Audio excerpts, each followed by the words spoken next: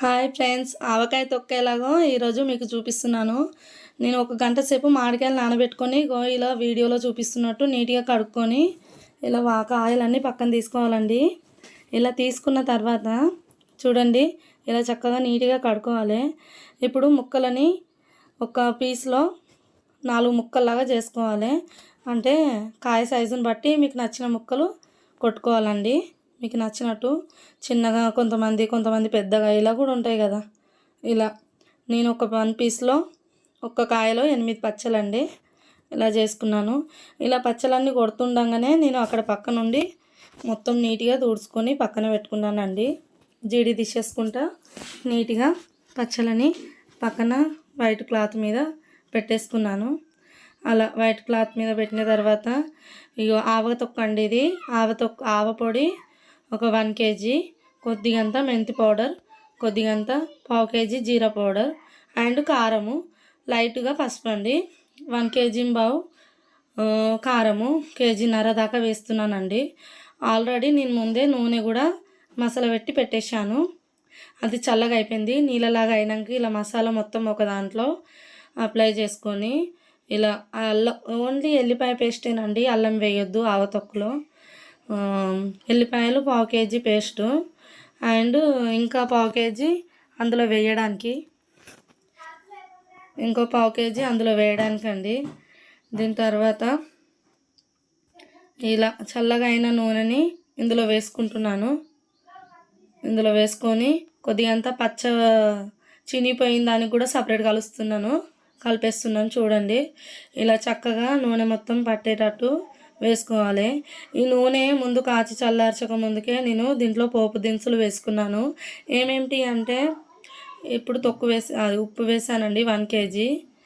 ఏమేమి వేసానంటే నూనెలో జీలకర్ర, ఆవాలు, మెంతులు, ధనియాలు ఇలా అవి కొన్ని వేసుకున్నానండి. ఇలా వేసుకొని ఇలా మొత్తం పొడిలాగా చేసుకోవాలి. ఇంకా కొంచెం పలచగానే ఉండాలి. పచ్చలు వేసుకుంటూ కలుపుకుంటూ అది చేస్తాము. ఈ బేషన్లో 100 కాయ కలపాలంటే కష్టము. నేను ఇంకొక ట్రప్పు తీసుకున్నాను. ఇలా ఇది తీసుకొని ఇలా పెద్ద పాత్ర తీసుకొని ఈ పాత్రలో కాయలన్నీ వేసుకోవాలండి. ముందుగా మనం తుడుచుకుంటూ నీట్గా ఆరబెట్టినాం కదా ఒక గంట సేపు ఫ్యాన్కి, ఆ కాయలన్నీ ఇందులో వేసుకొని వీటికి చక్కగా మొత్తము ఈ మిశ్రమం మొత్తం మనం ముందుగా పేస్ట్ లాగా చేసుకున్నది మొత్తము పట్టాలండి. ఈ మసాలా మొత్తం పచ్చకి పట్టేటట్టు మనము 2 హ్యాండ్స్తోని 2 చేతులతోని మంచి కలుపుకోవాలి. చూడండి, నేను చూపిస్తున్నట్టు చక్కగా కలపండి.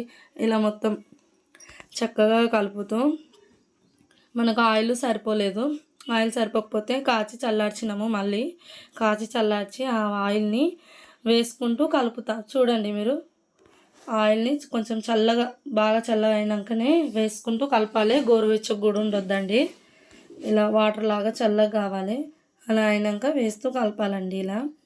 ఇలా కలిపిన తర్వాత చూడండి, నేను సపరేట్ కూడా ఆల్రెడీ చినిపోయిన ఇట్లా కొడుతుంటే కొన్ని చినుగుతాయి కదండి పచ్చలు, దానికి కూడా సపరేట్ కలుపుతూనే ఉన్నాను. ఇలా మొత్తము ఒక దాంట్లో పెద్ద దాంట్లో వేసుకొని కలుపుకోవాలి. ఈ తొక్కు పట్టేటట్టు నేను 100 కాయల బకెట్ అడిగిన, అయినా కానీ అందులో పడతలేదు. పట్టకపోతే సపరేట్ అలాగా నేను బకెట్ కూడా తీసుకున్నానండి, చిన్న బకెట్. ముందే నేను అప్పటికప్పుడు ఫ్రెష్గా ఒలిచి పెట్టుకున్న ఎల్లిపాయలు కూడా 1/2 kg దాకా తెప్పించిన, అవి కూడా వేసేసినానండి. ఒక చిన్న బకెట్ తీసుకున్నాను, ఇంకో పెద్ద బకెట్. చిన్న ముక్కకు నార్మల్ బకెట్ పెట్టుకున్నాను నేను. ఒక 10-15 రోజులలో ఇట్లా తీసుకుని ఇక కొద్దిగంత మాగంగానే చినిగింది కదా, అది తొందరనే మాగుతుంది. అలా ఈ తొక్కును మాత్రం ఒక 10 రోజుల తర్వాత మళ్ళీ కలపండి. ఇప్పుడు చూడండి, ఇలా మొత్తం కలిపినాక ఈ తొక్కుని మొత్తం కలిపి బ్రాకెట్లో నేను రెడీ పెట్టుకున్నాను.